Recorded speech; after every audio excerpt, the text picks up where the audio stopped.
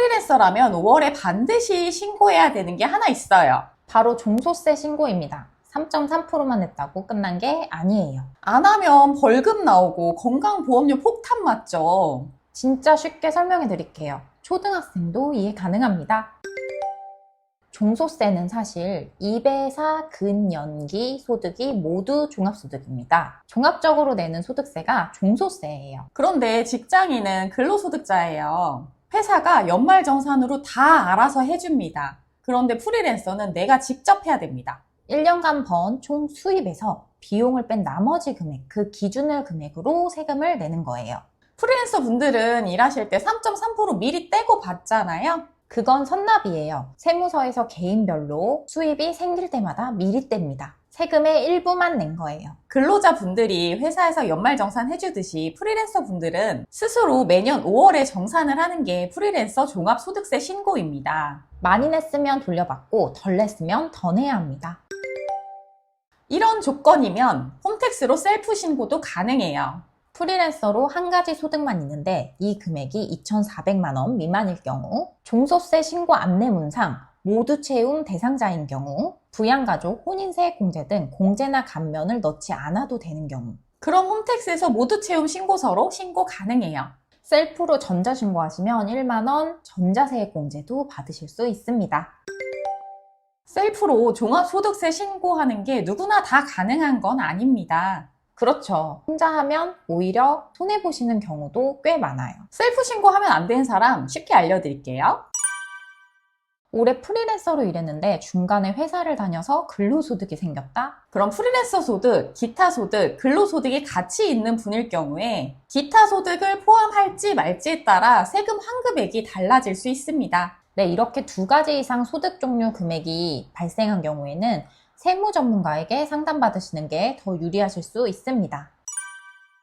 프리랜서 수입 말고도 이자나 배당, 상가나 주택 임대료 수입이 있으신 경우엔 그럼 그걸 다 합산해서 신고하셔야 돼요. 종합소득세는 주민등록번호별로 합산해서 내는 세금이에요. 홈택스에서 어떤 경비를 어떻게 구분해서 입력하실지 막막하실 땐 세무 전문가에게 의뢰하시는 게 훨씬 정확하고 빠르게 신고할 수 있습니다.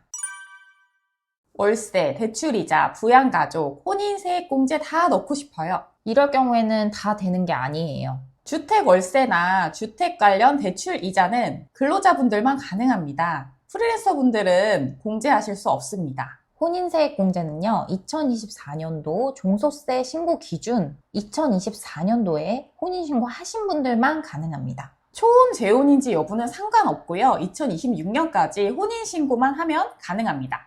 부양가족은 조건이 복잡해서 세무 전문가가 수작업으로 넣어야 더 정확합니다. 종이 기부금 영수증 받으셨어요? 그런데 종이로 주는 교회, 성당, 절에서 받은 기부금 영수증이라면 그건 홈택스에서 자동으로 안 뜹니다. 직접 입력해야 합니다. 이 부분은 실수도 많고 누락이 되면 환급을 못 받습니다. 근로자는 기부금 세액공제, 프리랜서는 기부금 경비 처리가 됩니다.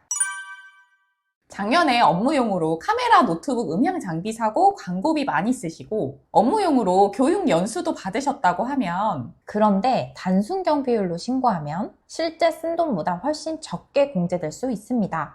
이럴 땐 장부 신고해서 전부 다 반영하는 게 훨씬 유리해요. 홈택스 들어갔는데 이상한 금액이 나왔어요. 제가 신고한 고객님 중에 이렇게 홈택스 들어가서 직접 신고하셨는데 매출을 2번 입력하셔서 더블 카운팅 되셔서 세금을 많이 내셨던 분이 계셨습니다. 그래서 제가 수정 신고로 더 많이 내신 세금을 환급해 드린 적이 있어요. 그래서 이상한 느낌이 드시면 더더욱 혼자 신고하시면 안 됩니다. 불안하다면 전문가에게 한번 검토 받아 보시는 게 맞습니다. 자, 정리합니다. 소득이 여러 개다, 공제를 넣고 싶다, 기부금 종이 영수증이 있다, 비용을 너무 많이 썼다, 소득이 많다, 홈택스 계산이 이상하다. 이럴 경우엔 이 중 하나라도 해당되면 무리해서 홈택스 셀프 신고하지 마세요. 혼자 했다가 가산세 나오고 환급 못 받는 경우가 정말 많습니다. 가장 먼저 가산세가 나옵니다. 무신고 가산세가 나오고요. 납부를 안 하시면은 납부지연 가산세가 추가로 나옵니다. 그리고 진짜 많은 분들이 11월에 건강보험료 문제로 전화를 주세요. 올해 소득이 줄었어요 라고 감면 요청을 하시면은 건강보험공단은 이렇게 말합니다. 그럼 종소세 신고서 주세요. 신고 안 하면 소득 증명을 못 해요. 그럼 작년 소득 기준으로 건보료 폭탄 고지서 날아옵니다. 종소세 안내문이 오면 홈택스 주소랑 ARS 전화번호가 있습니다. 1544-9944 음성으로 신고 방법 안내가 나와요.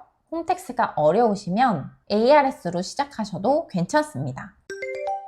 정리해 볼게요. 소득이 단순하고 공제가 없고 경비도 단순하다면 홈택스 셀프 신고 OK입니다. 작년에 업무 관련 지출이 많거나 공제를 넣고 싶거나 소득이 복잡하다면 세무사 상담이 더 유리해요. 신고 안 하시면 가산세 폭탄, 건보료 폭탄 둘 다 맞으실 수 있습니다. 세금은 어렵지 않아요. 정보만 정확히 알면 됩니다. 여러분이 꼭 신고하셨으면 좋겠고 필요하시면 저희가 꼭 함께 하겠습니다. 구독, 좋아요, 알림 설정은 세금 신고처럼 미루지 마세요. 다음 영상도 쉽고 도움되는 영상으로 찾아뵙겠습니다. 또 봐요, 우리!